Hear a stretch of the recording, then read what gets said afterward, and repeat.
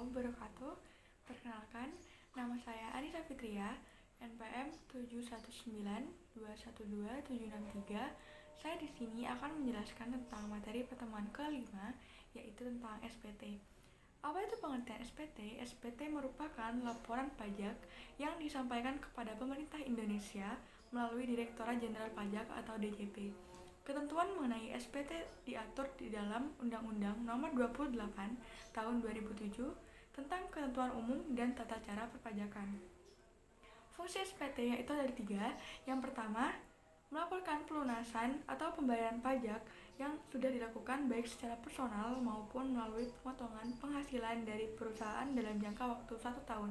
Yang kedua, melaporkan harta benda yang dimiliki di luar penghasilan tetap dari pekerjaan utama. Yang ketiga, melaporkan penghasilan lainnya yang termasuk ke dalam kategori objek pajak maupun bukan objek pajak. Jenis SPT yaitu ada SPT tahunan.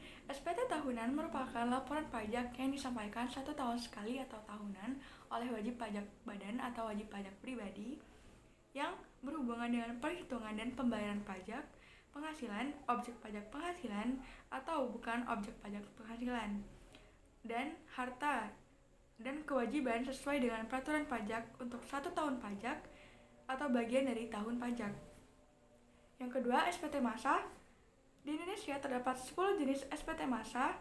SPT massa tersebut digunakan berdasarkan nomor pasal di mana aturan pajak tersebut diatur. 10 jenis SPT massa tersebut adalah: yang pertama, PPh pasal 21 atau 26, yang kedua, PPh pasal 22, yang ketiga, PPh pasal 23 atau 26, yang keempat, PPh pasal 25, yang kelima, PPh pasal 4 ayat 2, yang keenam, PPh pasal 15, yang ketujuh, PPN atau pajak pertambahan nilai, yang kedelapan, PPN bagi pemungut, yang kesembilan, PPN bagi pengusaha kena pajak, pedagang eceran yang menggunakan nilai dan sebagai dasar pengenaan pajak, yang terakhir yang 10, pajak penjualan atas barang mewah. Batas waktu pembayaran penyetoran atau pelaporan pajak untuk SPT massa adalah: jenis pajak yang pertama, PPh pasal 4 ayat 2 tersendiri, batas pembayaran PMK tanggal 15 bulan berikutnya, batas pelaporan undang-undang di bidang perpajakan tanggal 20 bulan berikutnya. Yang kedua, PPh pasal 4 ayat 2 pemotongan, batas pembayaran PMK tanggal 10 bulan berikutnya, batas pelaporan undang-undang di bidang perpajakan tanggal 20 bulan berikutnya. Nomor 3, PPh pasal 15 tersendiri, batas pembayaran PMK tanggal 15 bulan berikutnya, batas pelaporan undang-undang di bidang perpajakan tanggal 20 bulan berikutnya. Nomor 4, PPh pasal 15 pemotongan, batas pembayaran PMK tanggal 10 bulan berikutnya, batas pelaporan undang-undang di bidang perpajakan tanggal 20 bulan berikutnya. Yang kelima, PPh pasal 21, batas pembayaran tanggal 10 bulan berikutnya, batas pelaporan undang-undang di bidang perpajakan tanggal 20 bulan berikutnya. Yang keenam, PPh pasal 23 atau 26, batas pembayaran PMK tanggal 10 bulan berikutnya, batas pelaporan undang-undang di bidang perpajakan tanggal 20 bulan berikutnya. Yang ketujuh, PPh pasal 25, batas pembayaran PMK tanggal 15 bulan berikutnya, batas pelaporan undang-undang di bidang perpajakan tanggal 20 bulan berikutnya. Yang ke-8, PPh pasal 22 impor store sendiri atau dilunasi bersamaan dengan biaya masuk PPNBM. Batas pembayaran PMK saat penyelesaian dokumen PIB. Batas pelaporan undang-undang di bidang perpajakan tidak ada. Yang ke-9, PPh pasal 22 impor yang pemungutan oleh BC. Batas pembayaran PMK 1 hari kerja berikutnya. Batas pelaporan undang-undang di bidang perpajakan hari kerja terakhir minggu berikutnya. Yang ke-10, PPh pasal 22 pemungutan oleh bendaharawan. Batas pembayaran PMK hari yang sama dengan pembayaran atas penyerahan barang. Batas pelaporan undang-undang di bidang perpajakan 14 hari setelah masa pajak berakhir. Yang ke-11, PPh pasal 22 migas. Batas pembayaran PMK tanggal 10 bulan berikutnya. batas pelaporan undang-undang di bidang perpajakan tanggal 20 bulan berikutnya. Ke-12, PPh pasal 22 pemungutan oleh wajib pajak badan tertentu. Batas pembayaran PMK tanggal 10 bulan berikutnya. Batas pelaporan undang-undang di bidang perpajakan tanggal 20 bulan berikutnya. 13. PPN dan PPNBM. Batas pembayaran PMK akhir bulan berikutnya setelah masa pajak berakhir dan sebelum SPT masa PPN disampaikan. Batas pelaporan undang-undang di bidang perpajakan akhir bulan berikutnya setelah masa pajak berakhir. Yang ke-14, PPN atas kegiatan membangun sendiri. Batas pembayaran PMK tanggal 15 bulan berikutnya setelah masa pajak berakhir. Batas pelaporan undang-undang di bidang perpajakan akhir bulan berikutnya setelah masa pajak berakhir. Ke-15, PPN atas pemanfaatan BKP tidak berwujud dan atau JKP dari luar daerah pabean. Batas pembayaran PMK tanggal 15 bulan berikutnya setelah saat terutangnya pajak. Batas pelaporan undang-undang di bidang perpajakan akhir bulan berikutnya setelah masa pajak berakhir. 16.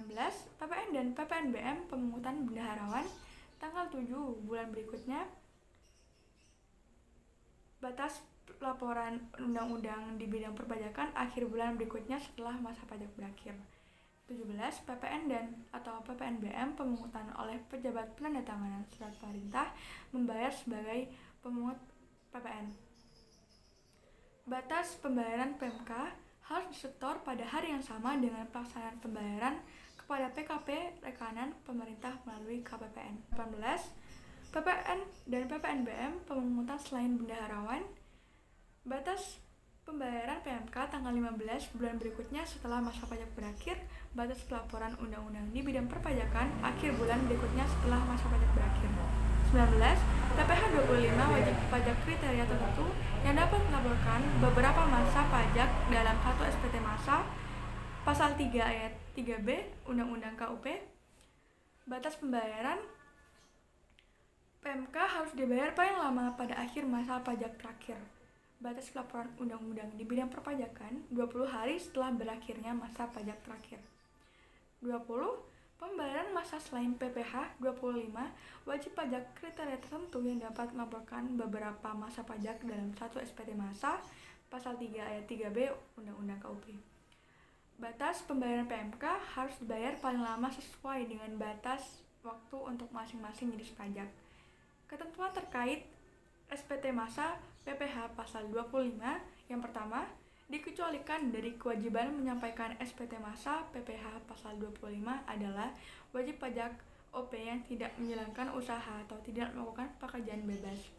Wajib pajak OP yang dalam 1 tahun pajak menerima atau memperoleh penghasilan neto tidak melebihi PTKP atau kepada wajib pajak ini juga dikecualikan dari kewajiban menyampaikan SPT tahunan. Yang kedua, wajib pajak yang melakukan pembayaran PPh pasal 25 melalui bank persepsi atau kantor pos persepsi dengan sistem pembayaran secara online dan surat setoran pajak atau SSP telah mendapat validasi dengan nomor transaksi pembayaran negara atau NTPN, maka SPT masa PPh pasal 25 dianggap telah disampaikan ke KPP sesuai dengan tanggal validasi yang tercantum pada SPP. Tata cara penyelesaian batas waktu penyampaian SPT ada 2. Yang pertama, tempat penyetoran, kantor pos atau bank persepsi yang telah ditunjuk menggunakan surat setoran pajak atau SSP. Yang kedua, tempat pelaporan, kantor pajak domisili dan atau lokasi wajib pajak disampaikan dengan cara A. Langsung ke KPP, B. Dikirim melalui kantor pos atau kuris secara tercatat. Tanda bukti dan tanggal pengiriman pos dianggap sebagai tanda bukti dan tanggal penerimaan SPT sepanjang telah lengkap. Sanksi terlambat setor dan terlambat lapor SPT. Terlambat bayar atau setor, sanksi administrasi bunga 2% sebulan, maksimum 24 bulan. Terlambat lapor, sanksi administrasi denda SPT masa yaitu Rp50.000 per SPT, sedangkan SPT tahunan Rp100.000 per SPT. Pembatalan SPT pasal 8 Undang-Undang KUP. Yang pertama, SPT telah disampaikan, ketentuannya yaitu dalam jangka waktu 2 tahun belum ada pemeriksaan, menyampaikan pernyataan tertulis, kurang bayar dilunasi, sanksi bunga 2% sebulan dari jumlah pajak yang kurang dibayar. 2. SPT telah diperiksa tetapi belum dilakukan tindakan penyidikan mengenai adanya ketidakbenaran yang dilakukan oleh wajib pajak sebagaimana dimaksud dalam pasal 38. Ketentuannya, ketidakbenaran diungkapkan sendiri, tidak akan dilunasi penyidikan, kurang bayar dilunasi, sanksi denda 2 kali jumlah pajak yang kurang dibayar. Surat setoran pajak atau SSP merupakan bukti pembayaran atau penyetoran pajak yang telah dilakukan dengan menggunakan formulir atau telah dilakukan dengan cara lain ke kas negara melalui tempat pembayaran yang ditunjuk oleh Menteri Keuangan. Bentuk formulir SSP ini sesuai dengan Peraturan Direktorat Jenderal Pajak Nomor Per 38 PJ 2009 tentang bentuk formulir surat setoran pajak sebagaimana telah diubah dengan Peraturan Dirjen Pajak Nomor Per 24 PJ 2013 tentang perubahan kedua atas Peraturan Direktorat Jenderal Pajak Nomor Per 38 PJ 2009 tentang bentuk formulir surat setoran pajak. Formulir SSP sebagaimana dimaksud pada ayat 1 dibuat dalam 4 rangkap dengan peruntukan sebagai berikut. Lembar pertama untuk arsip wajib pajak. Lembar kedua untuk kantor pelayanan perbendaharaan negara atau KPPN. Lembar ketiga untuk dilaporkan oleh wajib pajak ke kantor pelayanan pajak. Lembar keempat untuk arsip kantor penerima pembayaran. Dalam hal diperlukan, SSP dapat dibuat dalam rangkap 5 dengan peruntukan lembar kelima untuk arsip wajib pajak pungut atau pihak lain sesuai dengan ketentuan perpajakan yang berlaku. Pengisian kode akun pajak dan kode jenis setoran dalam formulir SSP dilakukan berdasarkan tabel akun pajak dan kode jenis setoran sebagaimana ditetapkan dalam Peraturan Direktorat Jenderal Pajak tersebut. Wajib pajak dapat mengadakan sendiri formulir SSP dengan bentuk dan isi sesuai dengan formulir SSP ini. Satu formulir SSP hanya dapat digunakan untuk pembayaran satu jenis pajak dan untuk satu masa pajak atau 1 tahun pajak atau surat ketetapan pajak atau surat tagihan pajak dengan menggunakan satu kode akun pajak dan satu kode jenis setoran. Kecuali wajib pajak dengan kriteria tertentu sebagaimana dimaksud dalam penjelasan pasal 3 ayat 3A huruf A Undang-Undang Nomor 6 Tahun 1983 tentang ketentuan umum dan tata cara perpajakan sebagaimana telah beberapa kali diubah terakhir dengan Undang-Undang Nomor 16 Tahun 2009 dapat membayar pajak penghasilan pasal 25 untuk beberapa masa pajak dalam satu SSP. Wajib pajak melakukan penyetoran penerimaan pajak dalam rangka impor, termasuk penyetoran kekurangan pembayaran pajak atas impor selain yang ditagih dengan surat tagihan pajak atau surat ketetapan pajak dengan menggunakan formulir setoran pabean, cukai, dan pajak atau SSPJP. Formulir ini berlaku sejak tanggal 1 Juli 2009. Batas akhir untuk SPT tahunan PPH-WP-OP. Batas waktu pelaporan SPT-nya adalah paling lama 3 bulan setelah akhir tahun pajak. Tahun pajak adalah jangka waktu 1 tahun kalender yaitu berakhir pada bulan Desember, sehingga batas waktu penyampaian SPT-nya maksimal tanggal 31 Maret tahun berikutnya. Kecuali jika wajib pajak menggunakan tahun buku yang tidak sama dengan tahun kalender. Sebagai contoh, jika pada tahun pajak 2018, wajib pajak menggunakan tahun buku 1 April 2018 sampai 31 Maret 2019, maka batas waktu pelaporan SPT-nya maksimal 30 Juni 2019. Kekurangan pembayaran pajak yang terutang berdasarkan SPT tahunan, PPH harus dibayar lunas sebelum SPT PPH dibayarkan atau dilaporkan. Batas akhir untuk SPT tahunan PPH wajib pajak badan. Batas waktu pelaporan SPT-nya adalah paling lama 4 bulan setelah akhir tahun pajak. Tahun pajak adalah jangka waktu 1 tahun kalender, yaitu berakhir pada bulan Desember, sehingga batas waktu penyampaian SPT-nya maksimal tanggal 30 April tahun berikutnya. Kecuali jika wajib pajak menggunakan tahun buku yang tidak sama dengan tahun kalender. Sebagai contoh, jika pada tahun pajak 2018, wajib pajak menggunakan tahun buku 1 April 2018 sampai 31 Maret 2019, maka batas waktu pelaporan SPT-nya maksimal 31 Juli 2019. Kekurangan pembayaran pajak yang terutang berdasarkan SPT tahunan PPh harus dibayar lunas sebelum SPT PPh disampaikan. Batas waktu untuk SPT masa. Batas waktu pelaporan SPT-nya adalah paling lama 20 hari setelah akhir tahun pajak.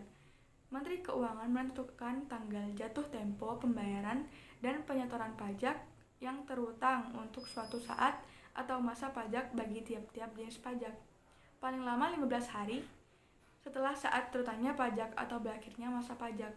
Tanggal jatuh tempo pembayaran, penyetoran pajak, dan pelaporan pajak untuk SPT masa yaitu jika tanggal jatuh tempo pembayaran pajak bertepatan dengan hari libur, termasuk hari Sabtu atau hari libur nasional, maka pembayaran pajak dapat dilakukan pada hari kerja berikutnya.